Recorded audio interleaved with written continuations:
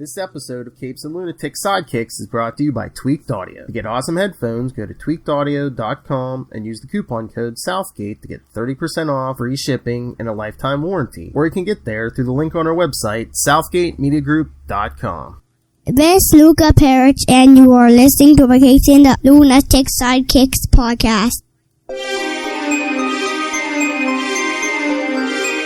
We're Luca approved. Take that, Webby Awards.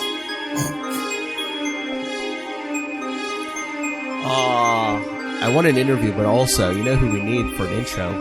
Bring me Bendis! I actually like this Daredevil. Yeah, street level hero.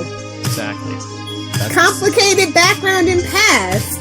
Great character dynamics. It was all there for him. So it must be the devil you know. The Daredevil Podcast. I am Phil. Joining me, as always, she who lives... Hell's Angels #1. Hell's Kitchen's #1 angel. Oh, Hellfire. Yes, that's me. Angel? Yeah. You know, the devil was an angel. Just saying. True. She who is without fear, who strikes fear into the hearts of men. Love Hellfire. Darn tootin'. All right, so... I'm super pumped to discuss this epic, iconic story arc. Oh, yes. Daredevil Yellow by Jeph, Loeb, and Tim Sale.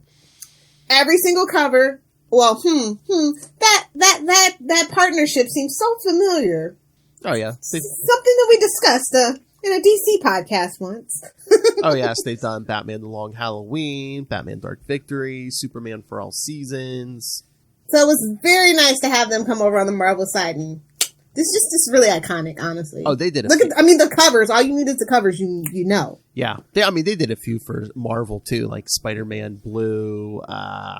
Was it Hulk Gray, Captain America White? But yeah, I think this Hulk Gray is good, but this one is this is just their chef's kiss. I think this is their best Marvel one. Masterpiece. Yes. This is the best Marvel one. Daredevil Yellow. But yeah, this isn't on Marvel Unlimited, but I have the hardcover. I love. Ooh, fancy! Very nice book. Yes, it's got the issues, got some behind the scenes stuff in the back. Hey-o. Anyway, so should we get into this?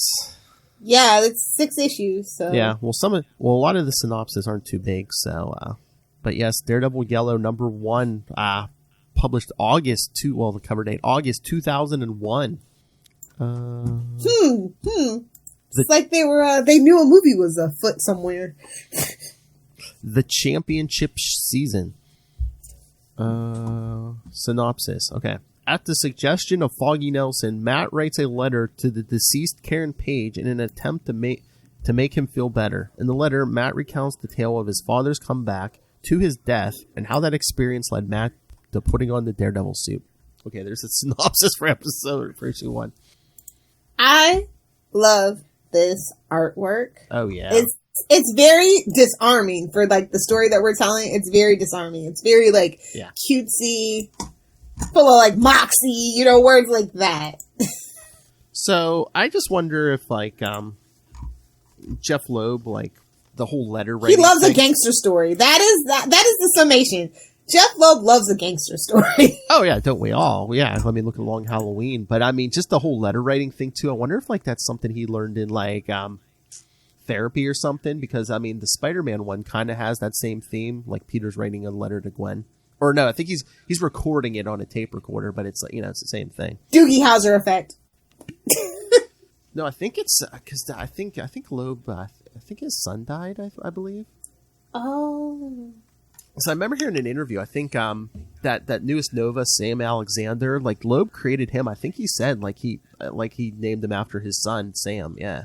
Way to get dark. Oh, sorry, but look at all the good stuff that came out of it. I mean, yeah, right through your pain.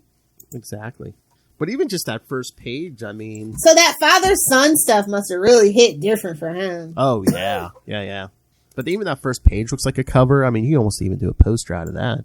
Honestly, a lot of the pages in this book could just be posters, could be covers. I mean, seriously, Marvel, if you haven't, I mean, you should take the 6 covers and make them a poster. It's just this like, I don't know, it's light on words, but not in a bad way. Do you know what I mean? Yeah. It's just really letting the art tell its story, setting the mood. It's just an emotion. I mean, you know how yellow is like a visceral kind of color? Yeah. I think that's kind of, the vibe he was going for. Everything should just be kind of muted, subdued, and just let the artwork kind of...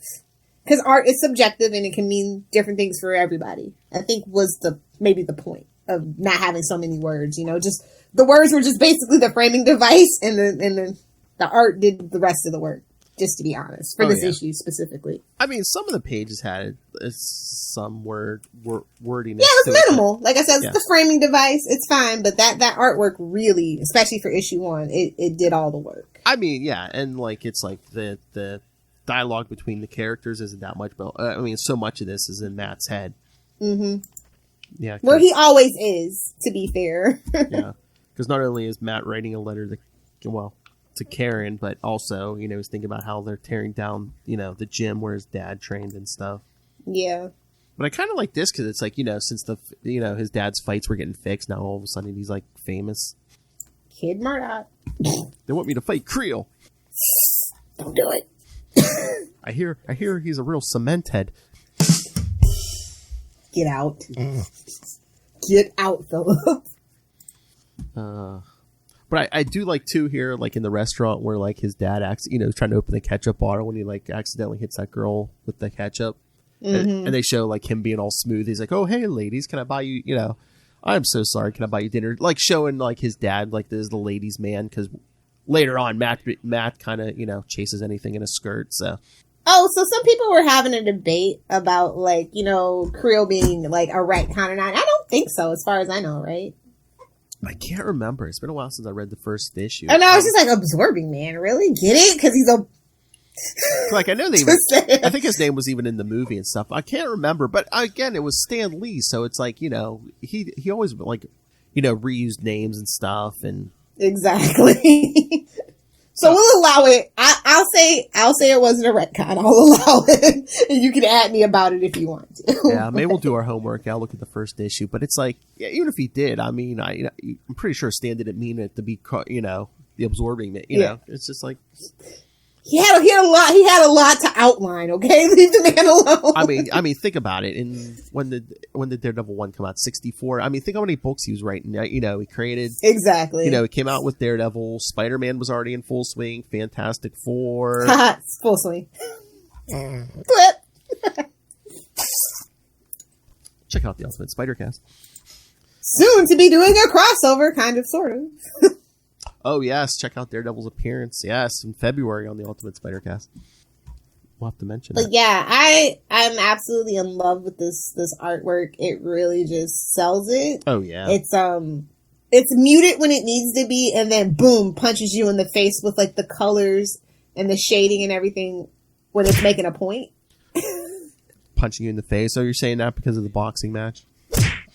Well, I'm just saying, yeah, the boxing match, it could definitely be, but like, that's how I feel like going through this book every single time I don't know. This is one of those stories where like my opinion never changes. It's just that good. Oh, yeah. It makes you feel every single time. I mean, again, yeah, like the art just makes you feel like it, like it's like an old classic story. That's why I knew like around the. But it's old now because it's 2021. I know, but I 2001 to do that kind of artwork and you're retelling the story. It's like everything was very deliberate, and I appreciate that. I mean, I knew what the era this book came out, but still, it seems so weird to me when I read 2001. I'm like, oh really? I mean, it seems older. No, but we're old. That's it too. We're old now. 2001 was a long time ago. I know, but it just always strikes me as like, oh, I thought, on a certain level, you feel like it should have been older, but it's like not. Yeah, definitely. And the artwork definitely gives you the old timey vibe. Mm-hmm. Oh yeah, definitely. And I like Long Halloween, so this very much has that Long Halloween feel. Probably because we're dealing with gangsters and, the underbelly of a city, things like that. And the kid trying to rise above it and make something of himself for the honor of his parent. The whole thing. Exactly. It's a vibe. And again, this art doesn't feel out of place like if you hold it like next to... I mean, the art styles are different, but it doesn't seem out of place if you like hold it up to Daredevil #1. Yeah. And I think, like I said, it's definitely a deliberate vibe that they were going for. So. Oh, yeah. And I kind of like that it's not a lot of dialogue, to be honest. Because, I mean, if you're a fan, you don't really need it retold. You just appreciate the retelling that was done in such a masterful way. Oh, yeah, especially when his dad gets killed. Yeah. Yeah.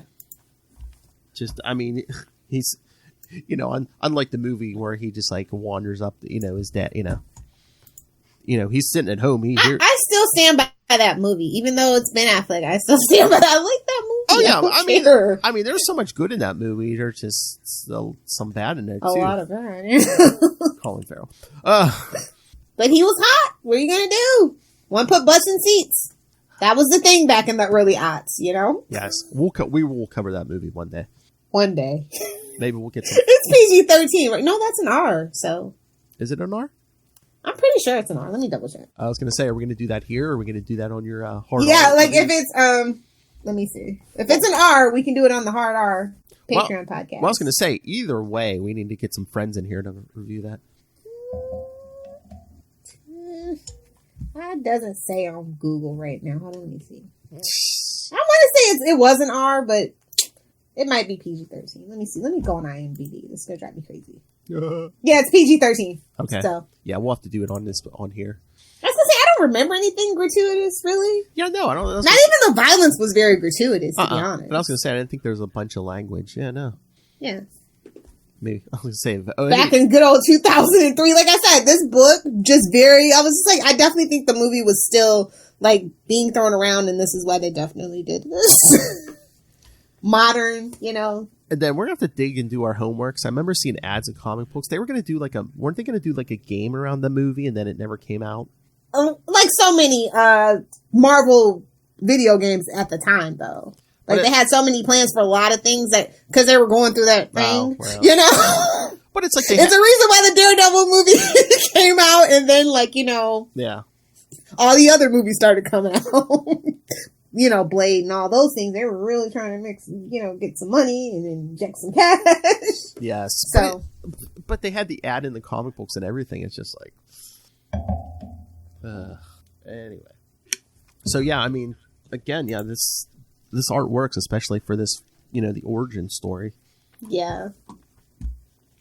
Classic. It's a classic. It was an instant classic. Let's just do that and talk about issue 2. I love the titles of these issues, by the way, too. Yes. Very thematic, lots of motifs.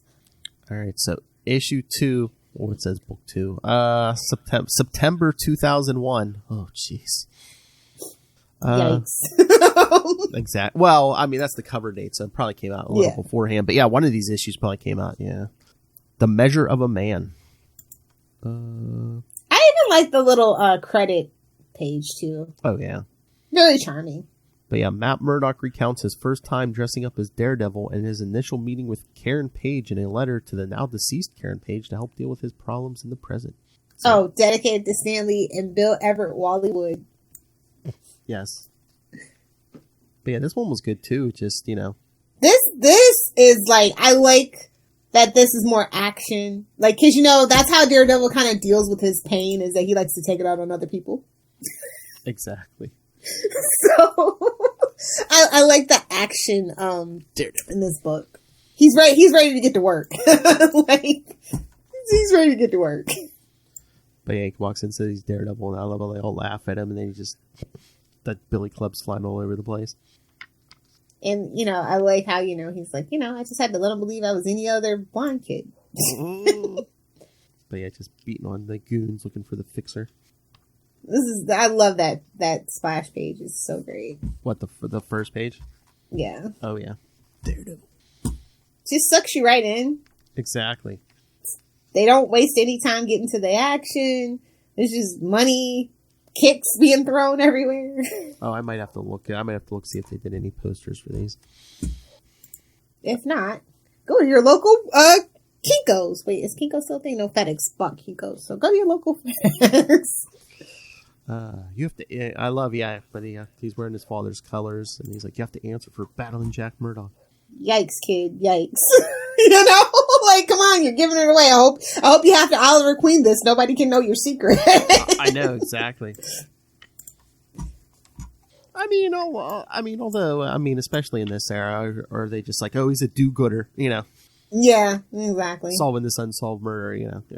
Who's this bum Slade? And I was like, what?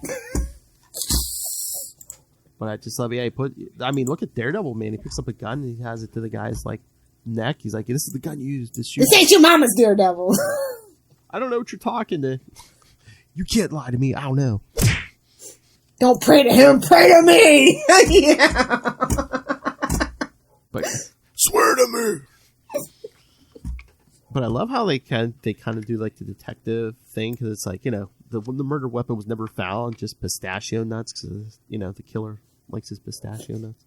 Yeah, it was thrilling. He's all like, testify. Testify. Get it? Because he's gonna be a lawyer. Get it? I see you. I see you, Loeb.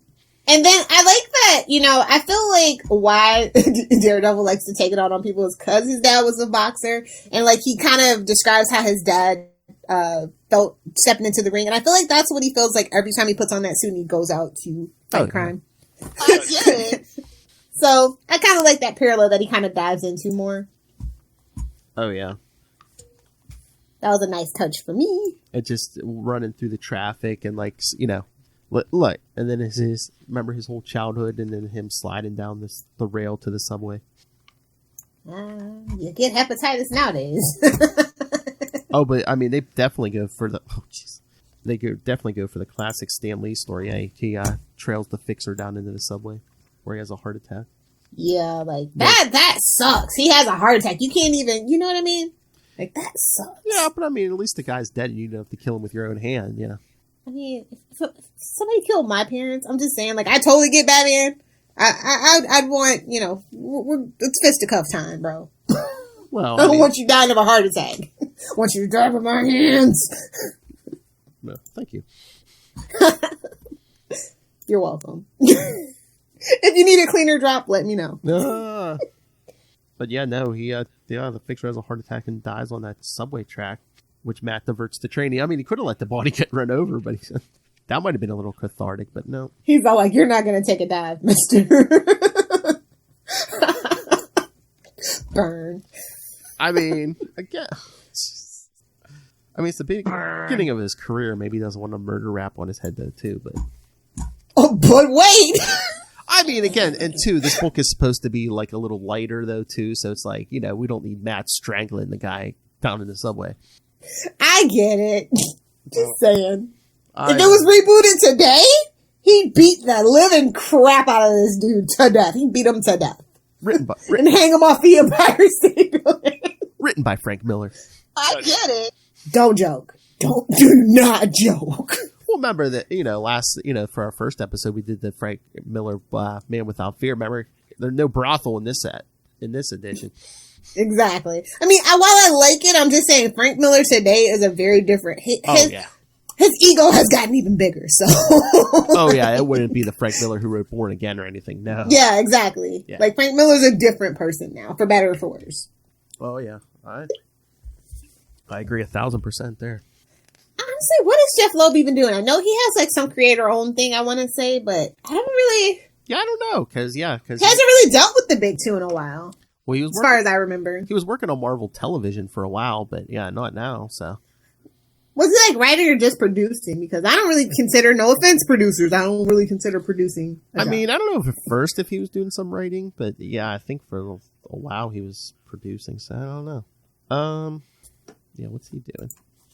But yeah, I outside of, the guy just having a heart attack, and he's respecting Stan Lee's vision, so, you can get behind that too. Oh yeah. They're definitely doing the straight up Stan, version of this. Oh, I have to show my favorite page. Give me 1 second. Okay. But yeah, especially you don't want to be strangling the guy because the cops come down. And he's got gloves on. Yeah, I know. But yeah, he tells him, here's the guy who murdered Battling Jack, and if you'll follow me over to the gym, you'll find the second man, Slade, who pulled the trigger. And I'm willing to bet the murder weapon. Who are you supposed to be? Your mama. Oh. But again, it's like, the nickname he got in childhood, again, with another splash page, Daredevil. Exactly. That's the one. That's the picture. They had like some. Oh yeah, that needs to be a poster, definitely. But I'm trying to remember. I think it was in issues in the 90s. They used to do like like little comical like 3-panel strips and stuff. And it was the Daredevil one. It's like, and I shall fight crime under the name that the childhood bullies gave me. And he's like, they show him swinging over the city. He's like, look out, crime! Here comes. It's like, look out, crime! Here comes like, what is it, like Stink Face or something? Or yeah. Hold on, here it is.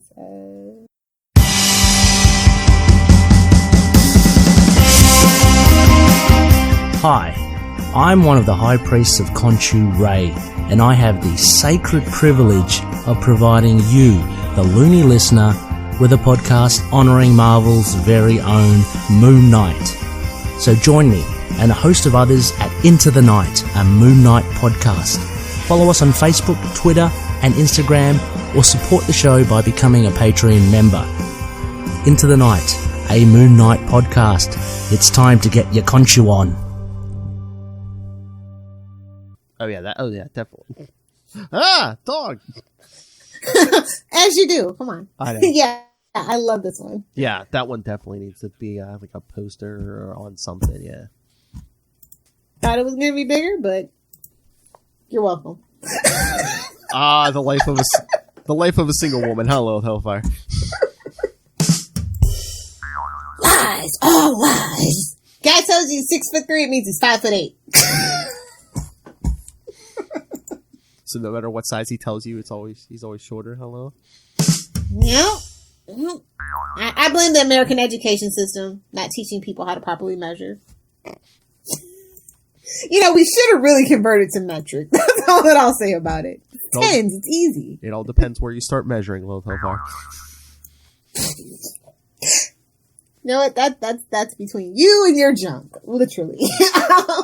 And then we get back to Foggy, and it's like old timey, like Depression era almost. I know, The Office, man. I mean, but again, it's New York, so. Yeah, I mean, they couldn't afford much.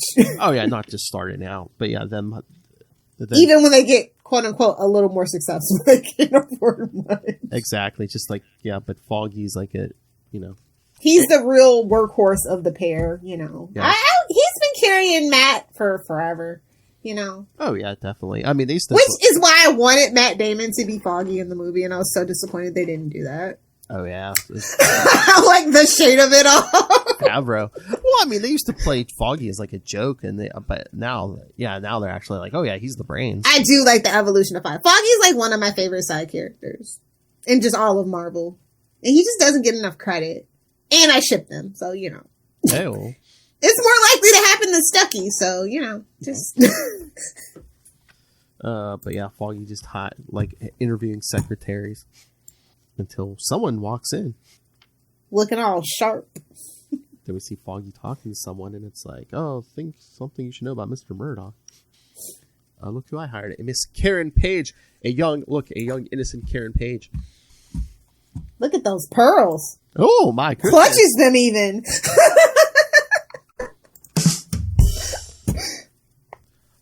Not the last pearl necklace that Karen Page would receive. Oh, burn. Had to go. Stepping on my Karen Page stick. Get out of here, Phil. Save it for the Patreon. Honestly, I would have been more interested. I think if they hadn't wanted to do the Elektra spinoff, I would have definitely loved to see Karen Page in that in the original Daredevil movie. I think that would have been more of a better love story to tell, honestly. Definitely. But they wanted Elektra, so they got Elektra. That was the other problem. I mean, they wanted to rush that Elektra thing so they could spin it off. I mean, Elektra and her whole story should have been this like a second movie if they had ever gotten there. The first movie. They were this close, but they decided to do Elektra instead of Daredevil too. So they wanted they wanted that female money. But the first movie should have been focusing on Matt and Foggy. But let's be honest, at the time, Jen Garner was actually a little bit bigger than Ben Affleck. True. She had just come off of Alias, and I'm so glad to see her. By the way, she went back to her action route. She has that movie on Netflix, So she had Alias and a couple of other movies under her belt where she was like, this action star. And I get why they wanted to do it. She had a good audience. It made sense, but it was disappointing. I know, but that it came at the cost of Daredevil 2. But it's because they chose Colin Farrell to be Bullseye. Had they picked the guy that was actually the cop to be Bullseye, I think it would have worked better. Maybe. Just anything with thoughts. Just thoughts. Exactly. I cannot wait to talk about the Daredevil movie because I actually like it, and I think so many people poop on it. And it's usually the other way around. I usually hate everything, and everybody else is like, no, it's pretty good. I might have to look at the schedule. We might have to pencil that in somewhere. It's the 20th anniversary. Whenever date it came out, like let's try to pencil it for that month and go 20th anniversary. Well, in 2 years actually. So we want to do it this year because it came out in 2003. Oh, so we can wait a while for its 20th anniversary. Oh yeah, okay, yeah, we can wait for the 20th anniversary. But Daredevil's been in the Spider-Man cartoon, right? The newer ones. The newer I could have sworn I saw that. I think so. I mean, I think so. If you want to talk about something other than like just comic book Daredevil, he was in that. Find it. He was in that '90s Fantastic Four cartoon. Yeah, don't make fun of that. I actually like that one. No, that wasn't bad. No, and it got the short end of the stick out of the like Fox animated lineup. The short end of the stick. Okay, Daredevil joke. Billy Club. I mean, he showed up in that '90s Spider-Man too. Did he? I think must have been the last season. I think it was at least that last season was full of like cameos, and you could smell the cancellation on the wall. Get it, wall crawler. Anyway, issue 2, I like a lot. I like how they end issue 2 with the Karen Page. It's just like if you know, you know, but if you don't know, then. But he's been writing a letter to her, dude. Yeah. So obviously you should get it. Exactly. I think issue 3 is my favorite cover. Oh, with them shaking hands?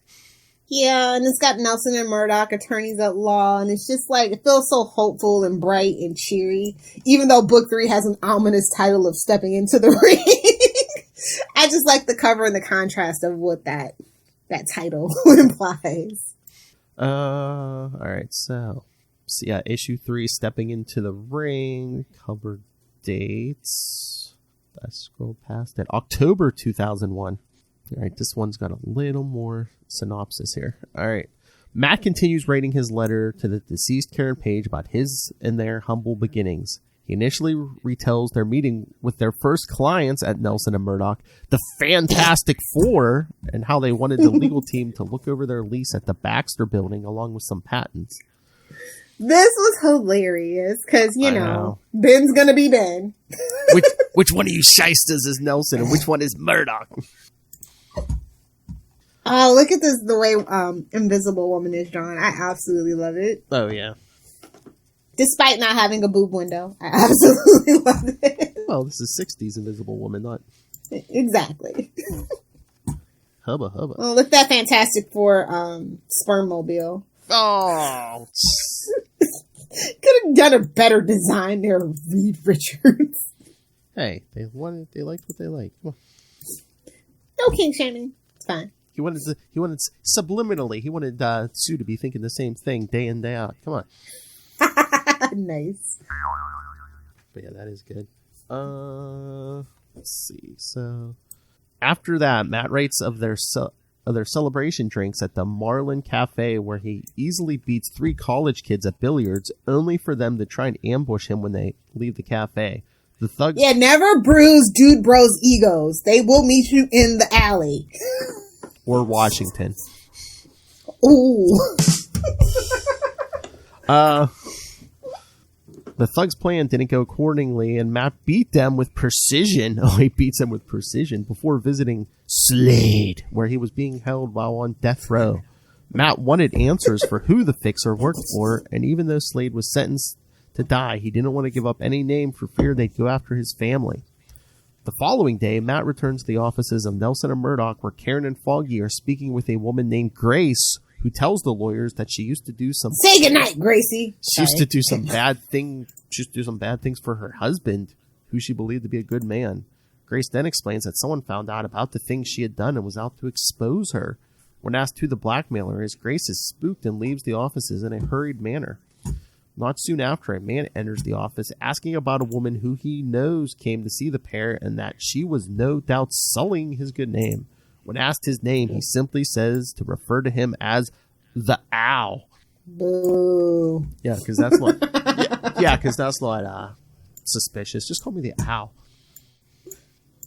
Oh Lord, but yes, it's oh yes, but again, everyone, Daredevil visits Slade in prison to try to find out who the Fixer worked for. This is later contradicted in the flashback in Daredevil Volume 260, number 66, where Daredevil is already aware that the Fixer was working for Alexander Bont. Oh, this is a great picture right here too. Like this artwork of Reed Richards. Oh. Wait. Oh, yeah. Great shadow work, very soft. Look at the hand on the shoulder. I just like it. It's nice. I don't think this team ever did a Fantastic Four, did they? They should have did a Fantastic Four series. Hey, we could petition, like, hey, bring Jeph Loeb back and make it the Fantastic Four. They're like, we don't have any colors left. Well, we already did blue. Fantastic Four orange. Ooh. Focus on Ben. Honestly, I feel like in the movies, not so much the comic books, but in the movies, he definitely got the short end of the stick. Oh, yeah. So... I mean, he was popular. But they did kind of that Marvel. Didn't they do something with him with Marvel 2-in-1? Oh yeah, I mean, more back in the day, Marvel he had his own team up book like Spider-Man did. It ran for like 100 issues, yeah. And then he had his own solo book, yeah. Yeah, I remember that solo book. Yeah, the thing was popular, especially with the children of New Jersey. We're doing me now. Mm-hmm. Yeah, let's get Loeb on that. let's start a petition. Exactly, you know Charlie S would be behind that. But yeah, I just love like the Daredevil scenes, you know, him suiting up and then just him flying around the city. Yeah. But especially with him thinking about Karen, with you in my mind, I thought I could fly. Well, you know, you can tumble through the sky, but you can't quite flip your way downtown. You can only tap your way downtown. Oh. Tapping my way downtown. Look at those abs, though. They definitely did some definition. I mean, it was subtle. It wasn't gratuitous when they had him take his shirt off on the fire escape. I was just like, oh, that's such a tiny panel. I guess they don't know that women read comics yet. Lilith is like, give that a splash page. Yeah, but I just love his thoughts. He's like, yeah, you know, I just laugh when I think that people might mention my name in the same sentence as Thor or Iron Man. No, honey, no. Whoa. Oh, you had big hopes and big dreams. Oh, yeah. Maybe. Although Thor is not really much outside of the MCU these days either, so. Yeah. Well, this was the 60s. No one knew who Iron Man was. Exactly. But yeah, that whole scene with the Hustler, you know. Tony Stark's bodyguard. That's right. But yeah, just him beating those punks in that alley was pretty cool. I do like the interaction with Karen when he's putting her in the cab. Mm-hmm. Look at that sweet innocent face. What happened to you, Karen? What happened? Got the Frank Miller, man.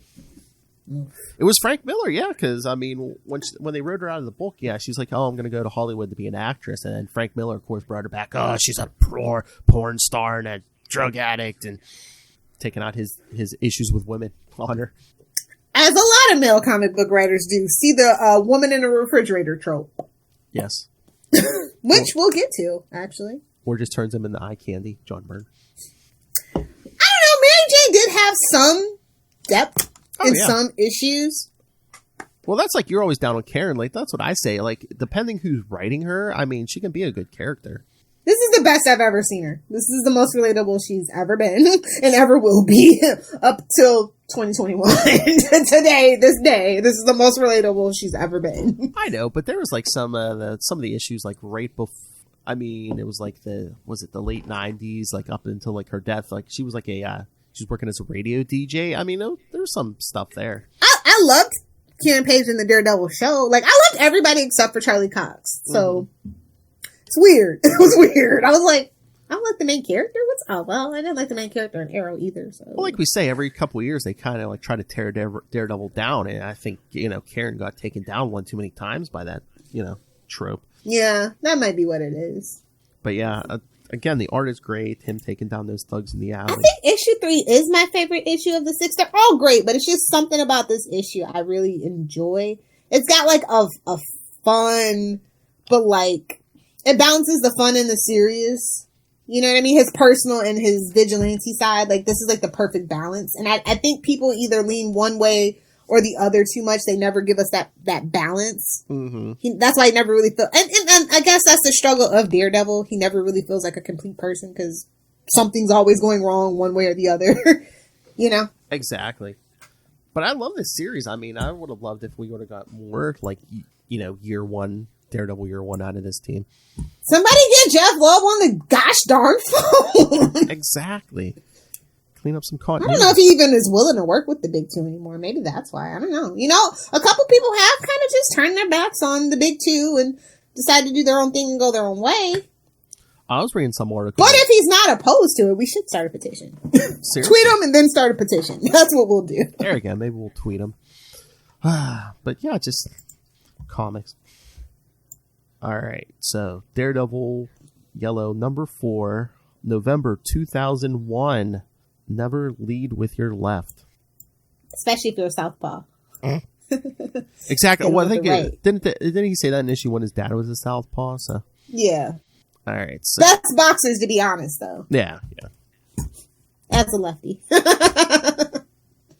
know what they say about those lefties? Better keep your eye on them. He said. All right, so Matt continues his letters to the late Karen Page about his early career. He details his fight versus, that's right, kids, Electro. Oh, that's another thing about the covers. All you need to do is look at the covers. It actually tells a pretty cohesive story. Oh, yeah. I like that, too. In which he describes liking the thrill of being a hero, and that was the driving force behind confronting him, as opposed to his confrontation between Slade and the Fixer, which was out of duty to his father and for justice. Matt then describes an instance where Karen was intrigued with the new hero at the time, going by Daredevil. As they always do. Must be the tights, which shortly led to him, Karen, and Foggy going bowling. During this outing was the first time Karen and Matt got close, and how he remembers vividly when Karen embraced him with a hug and having their hearts beat in tandem. Look at that poetry. Wish my boyfriend had those muscles.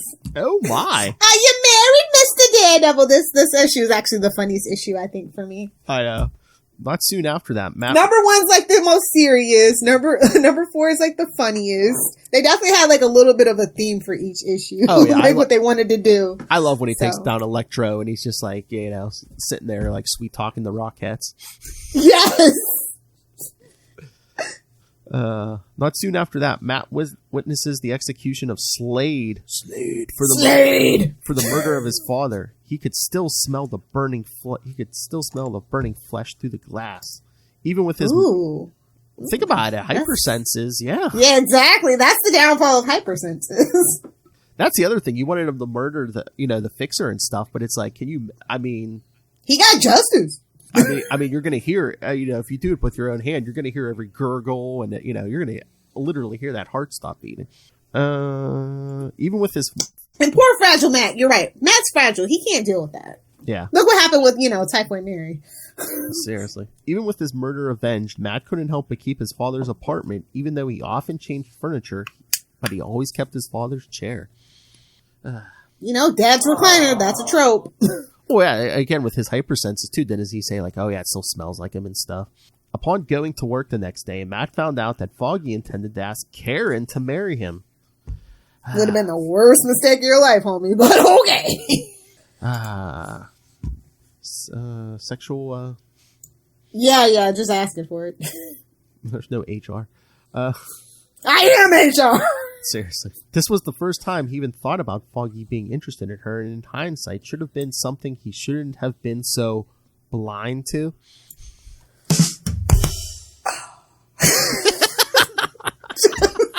That one sent my soul to heaven, let me tell you.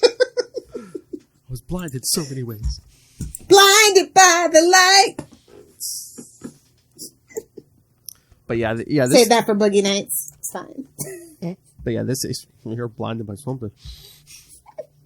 But yeah, this issue was great. Again, great art. I love the Electro. Just taking down Electro. I take it down Spider-Man, kid. What do you think you're gonna do? Say? Exactly. And just him, like I said, him and the Rockettes, man. That's like I said, it was very funny. Just them all asking, do you have a girlfriend? Are you married? Wish my boyfriend had muscles like that. Is this it? Yeah, this is it. But yeah, the whole bowling thing was so cute, you know, especially the hug. But no, just the art, because I mean let's look at the coloring and like the shading and stuff during the execution. It's all, you know, it's all dark and lots of black and almost. This warms my heart. This is the best Karen ever was. All right, let's see. Oh, that's what I was saying. Oh yeah, the hug thing. Yeah, I love that. Oh, the best. Aww. That's what I'm saying. Written good. I mean, yeah, like I said, the best Karen's ever been. And ever will be, as far as we know. She was a good Karen. Hard to find those these days. Am I right? So yeah, the execution, Matt in his dad's apartment. Yeah, that last page, man. They really zoom in on that wedding ring or that engagement. Oh ring. yeah. I'm gonna ask Karen to marry me. Sure, Foggy. Not so fast, mister. Superhero's life's never as easy. Never that easy. Just ask Spider-Man. It's a hard knock life. He is a redhead and an orphan. Seriously. That's the musical we need. All right, ready for issue 5? Against the Ropes. Let's do it. Daredevil Yellow, book 5. Yes, Against the Ropes from December 2001. All right, so Matt continues his letter to the departed Karen Page, we know, in a story describing the time when the Owl kidnapped her. Matt was still very new to being a superhero and hadn't yet honed in his senses. But this is getting more to the classic Daredevil that we know, overlooking the dark night sky, you know, being that gargoyle figure in the night, that whole thing. Matt was still very new to being a superhero and hadn't yet honed it in his senses. When Karen was in danger, this was one of the first times he did just that, focusing on the city and shifting through the hustle and bustle of every night New York City to search for Karen. In a matter of time, he was able to pinpoint Karen's voice and find where the Owl had been keeping her. Turns out Grace, a woman who had previously visited Nelson and Murdoch, was being blackmailed by the Owl, but she was also working with him so that he'd leave her alone. The Owl wanted leverage over Matt Murdock as he saw his disability as an advantage in court to gain juror sympathy and planned on tapping him for future trials if he needed a lawyer. Ooh. You know he's not a good lawyer, right? You should have done this for Foggy. I want you on my team. We're all very handy capable.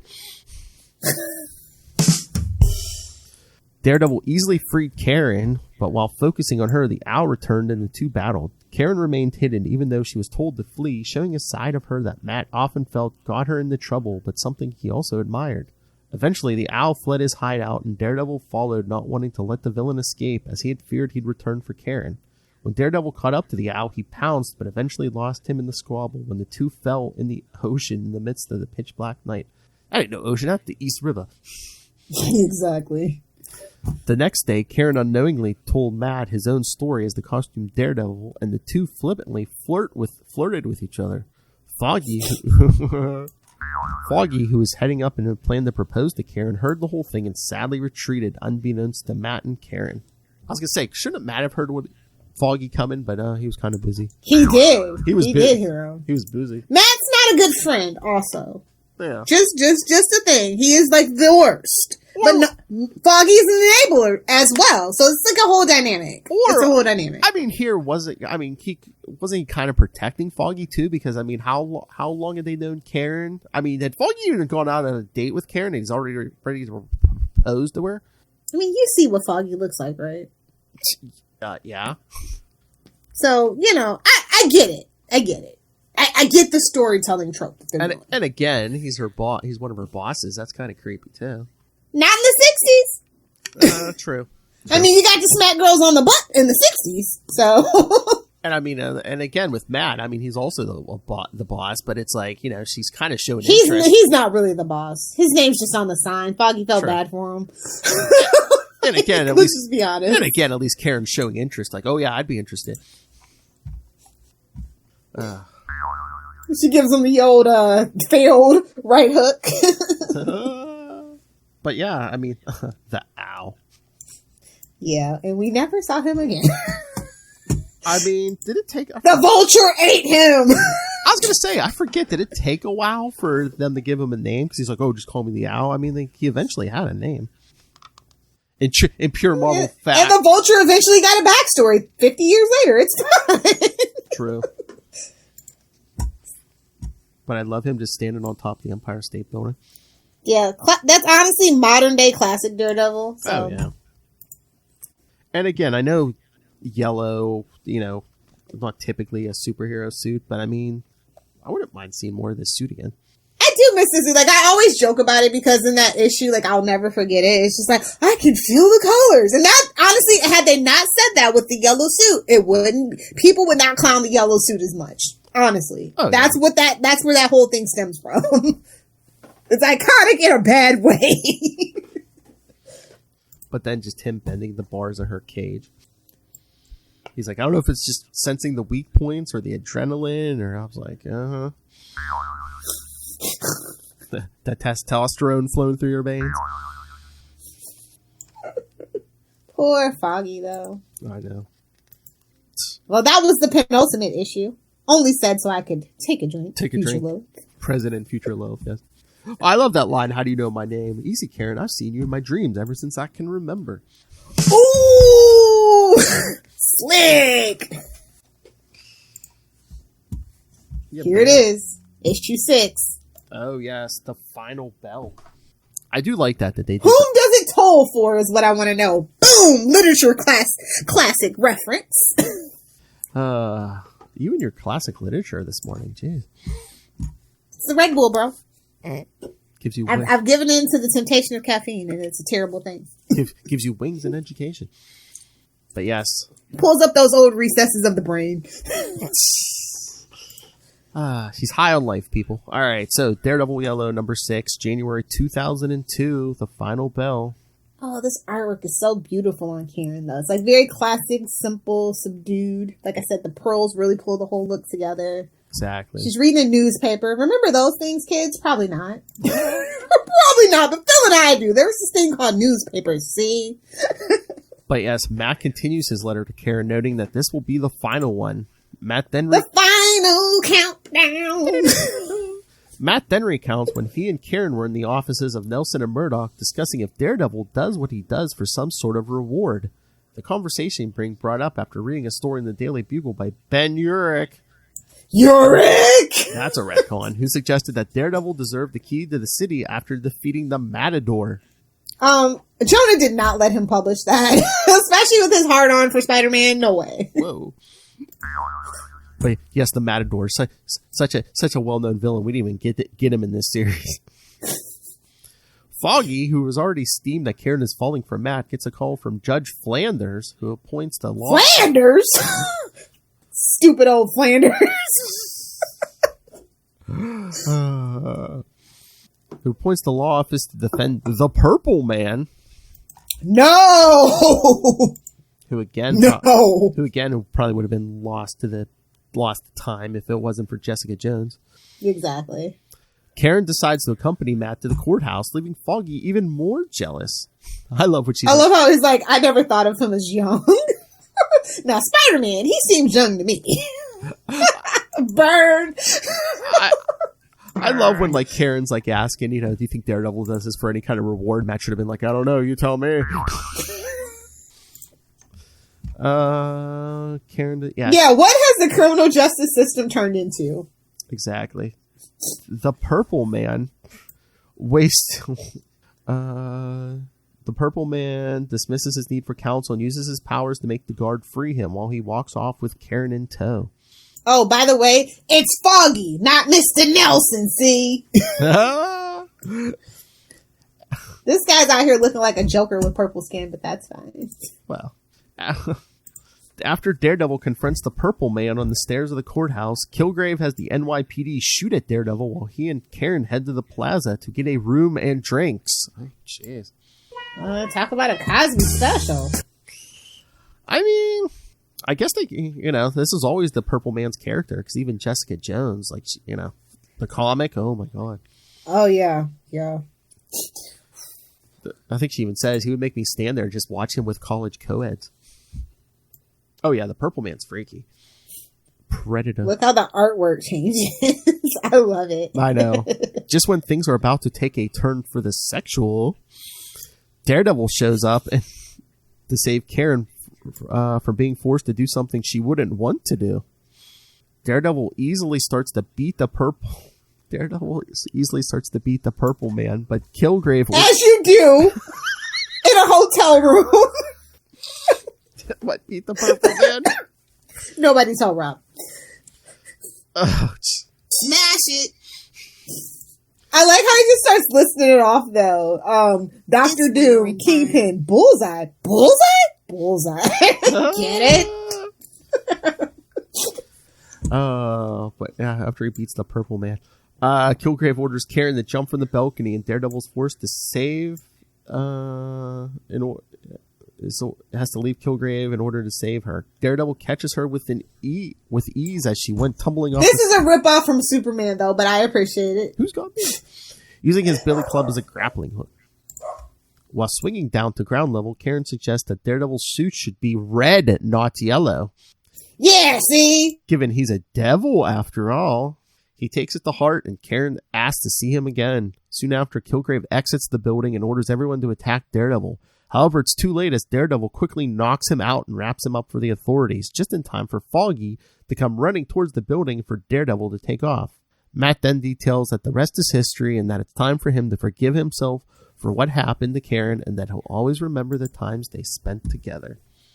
Another blonde getting flipped. Oh!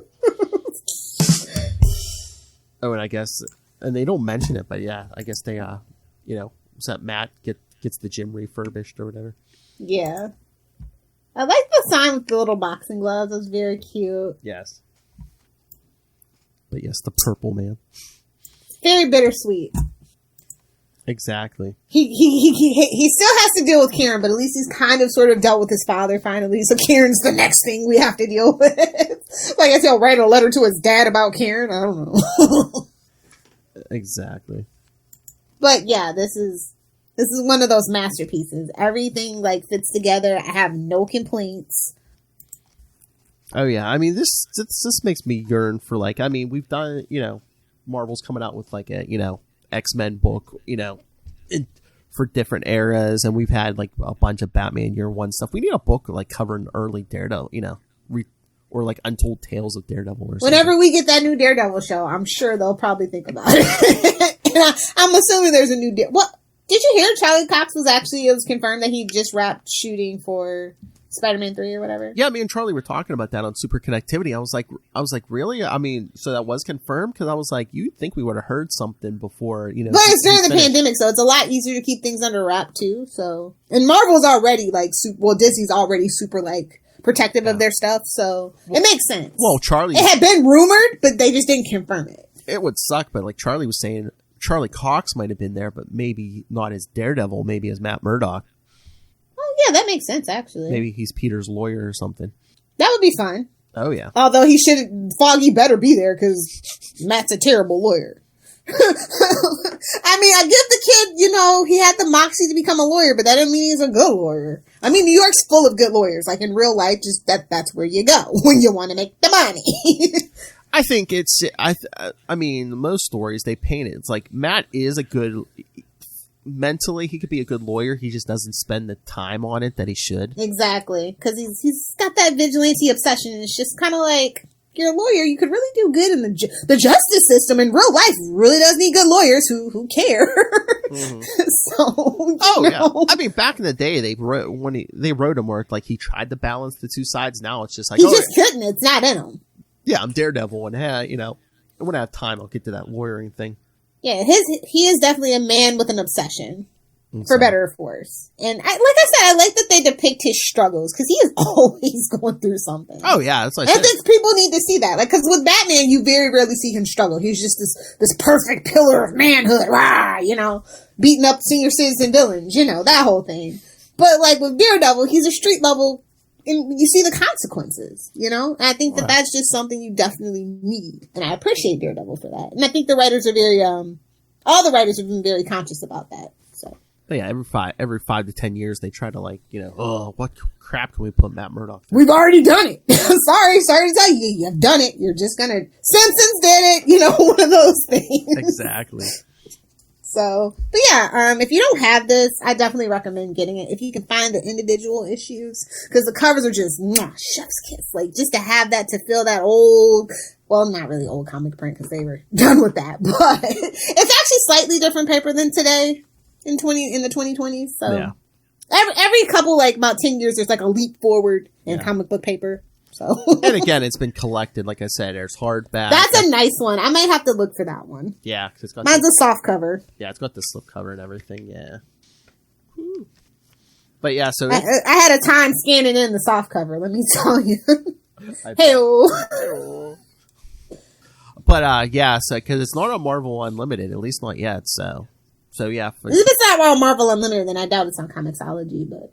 That's just kind of how that works. Yeah, so you might have to find it in print somewhere, kids. But yeah, if you're a fan of Daredevil, even in any forms of media, if you're only familiar with Daredevil from the movie and the TV show, this actually complements the movie so well. Not even gonna lie. And it's you just have to step. You just kind of might have to put Elektra in for Karen if you've only seen the movie. And it's the origin story. So if you don't even know the comics, it's oh hey kids, here's the first couple issues of Daredevil retold in this. And actually, if you're a fan of the Netflix show, I think this complements pretty well, too. Because Karen was a very good character in that, and she's a very good character in this one. Exactly. Only Foggy gets the short end of the stick, really, in this one. And that's because they just didn't know how great Foggy was. I feel like that's why I also like the Daredevil show. They really did show how great a character Foggy could be. Oh, yeah. This is exactly how they wrote him back then, yeah. Yeah. So yeah, A+ for me, no complaints. Oh yeah, or change. Definitely the story, the art. Loeb gave it. They are such a great team. They really do need if they're able to, or if they want to, they really should come back and do some stuff. Because Daredevil right now is in a really good place, but could always be better. Oh yeah, especially once he hits the MCU, yeah, they're gonna be looking for all kinds of stuff. Yeah, definitely. But yeah, if you're a fan of Batman: The Long Halloween, yeah, Mr. Tyler Patrick, you should be reading this. Yeah, and again, if you're not... honestly, I feel like most Spider-Man fans love Daredevil, so it's kind of a thing. And again, if you're not familiar with the comics, it gives you, gives you some of the early issues. This is the perfect starting point. Exactly. Because it's Loeb gives it his own twist, but he does, keep the... He stays true to the heart and essence of who Daredevil is. To what Stan did, yeah. Definitely a fanboy in the best way. Oh, yeah, definitely. So, yes, definitely an A+. All right. Too bad. Do we have feedback from Ray or no? Told you he was just going to send that feedback for Spider-Cast, and it didn't go through. I know. He's busy. Oh, I talked to him last night. He's busy. You know him. Of course. He's got 50 million podcasts just like you. Exactly. All right, everyone. So, yes, no feedback. What's up? No, where do we go from here, Philip? Good grief. Well, of course, next week will be the 100th episode of Comic Capers, but... We did it, boys! Break out the confetti! We did it! But in 2 weeks, we're going to keep this... You may ask yourselves, when did Daredevil switch from a yellow costume to a red costume? Well, we will answer... Find out! In 2 weeks, that's right. As he battles the Submariner, Lilith wanted some abs. We're going to give her some abs! Just joking. That's right. That would have been a better story. Lilith loves half-naked men in her comics. We're going to give her one in a Speedo, kids. Namor. That's right. A classic Stan Lee story. Daredevil #7 from 1965. Ooh. Honestly, does Universal still have the rights? Why don't we have... Namor is perfect. He's a perfect replacement. Although we can't replace RDJ. I'm just saying. Namor. We can't have Iron Man. We can have Namor. Make it happen, and I will be in the MCU so freaking fast. And hey, show DC how to do an Aquaman. Come on, kids. Like I said, everything was great about the Aquaman movie except for Jason Momoa. Exactly. No shade. That is the truth and how I feel about it. It's a very B+ movie. It's fun. Yeah. It's energetic. The water stuff's not that bad. Although I would have preferred James Cameron to do it. Entourage said he would. But that's a whole other story. Yeah, the movie's good, except that's what I'm saying. Yeah, just do Jason Namor. Momoa. Show them how to do the character right. How a real king rules. That's right. And, of course, and then the second episode of February, we'll be covering Daredevil 245, team up with the Black Panther. Oh, no, Black Panther. Okay. I was going to do the Pink Panther theme song. So send your thoughts on those. Email us, capesandlunatics@gmail.com, or call the voicemail 614-382-2737. That's 614-38-CAPES. And hey, it's never too late. Ray and the rest of you, send in feedback for Daredevil Yellow. We'll read it next week. Definitely. Especially since that's the issue where he switches to red. All right, so follow The Devil You Know on Facebook, Twitter.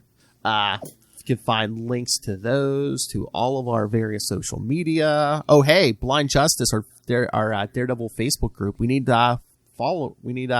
members, so please go. Yes, join us, Blind Justice. You'll never believe where I heard Ray drop in talking about The Devil You Know on his Superman podcast, The Last Sons of Krypton. Really? Mm-hmm. I forget how they started, but he's like, oh yeah, he's like, Phil and Lilith are starting anew. Oh, nice. Thank you, Ray. Oh yeah, that's why he sends feedback, we send feedback. It's very symbiotic, if you will. Hello.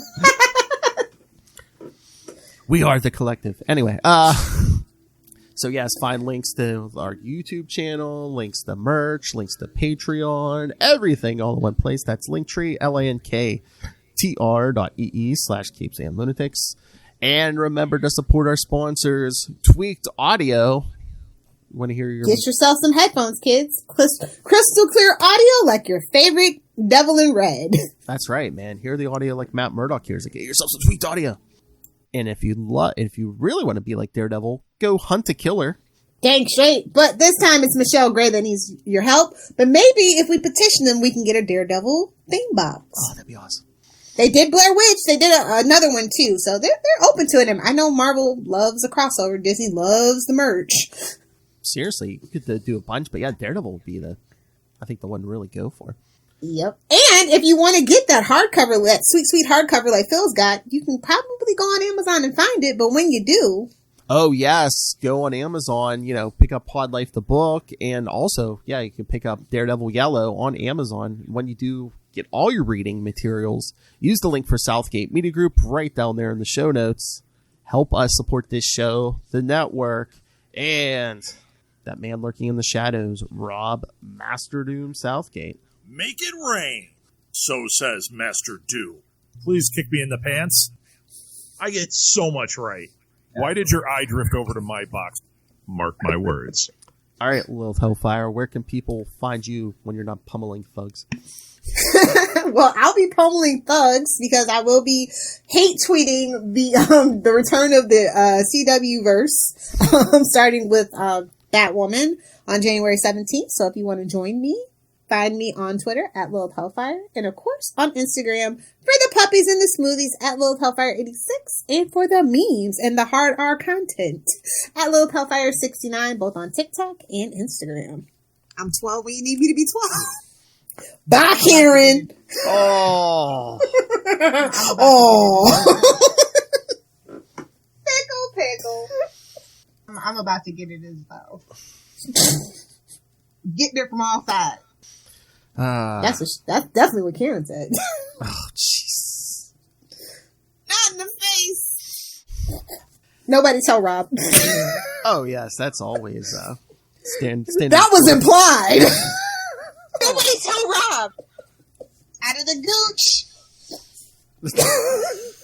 A classic has returned. Yes. Scream it. Let's get out of here before we get canceled. I need it bigger. All right, everyone. Thank you for joining us.